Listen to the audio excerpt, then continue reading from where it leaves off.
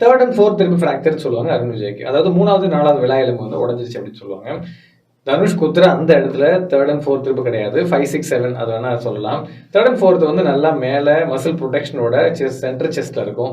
அது உடையிறது ரொம்ப ரொம்ப ரேர் தான். அதுவும் ரொம்ப மசில் மேனாக இருக்கிற அருண் விஜய்க்கு அந்த மாதிரி உடையிறது ரொம்ப ரொம்ப ரேர். அடுத்து இந்த செஸ்ட் ரிப் பிரேஸ் அவர் போட்டிருப்பாரு. அதெல்லாம் இப்போ யூஸ் பண்றது இல்லை. ஏன்னா அது வந்து லங் எக்ஸ்பான்ஷன் குறைக்குது, அதனால காம்ப்ளிகேஷன் வருதுங்கிறதால அந்த ஸ்பான்டேனியஸாக ஹீல் ஆக தான் அலோவ் பண்ணுவாங்க. இந்த படத்துலையும் ஸ்பான்டேனியஸாக ஹீல் ஆகுதுன்னு சொல்லுவாங்க. பட் அந்த ரிப் பிரேஸ் வந்து யூஸ்வலாக இப்போ யூஸ் பண்றது இல்லை. ஆர்த்தோ யாராச்சும் இருந்தால் நீங்கள் கமெண்ட் பண்ணுங்க.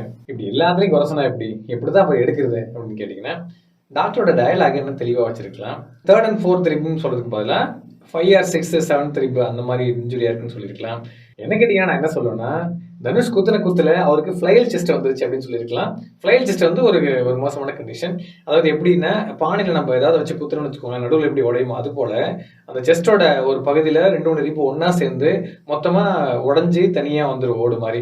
ஸோ அதனால அது வந்து ரெஸ்பிரேஷன் அப்போ முன்னையும் பின்னையும் மூவ் ஆகிட்டு இருக்கும். அது ஆப்போசிட் டைரக்ஷனில் மூவ் ஆகும். அது வந்து ஹீல் ஆகிறது கொஞ்சம் டைம் எடுத்துக்கும். ஸோ அந்த மாதிரி காமிச்சிக்கலாம். அது ஒரு கிரிட்டிக்கல் கண்டிஷன். ஸோ நுரையீரல் இன்ஜுரி ஆகல, அந்த மாதிரி இன்ஜுரி ஆயிடுச்சு, ஃப்ளைல் செஸ்ட் வந்துருச்சு அப்படின்னு சொல்லலாம். அது இன்னும் நல்லா இருந்திருக்கும்.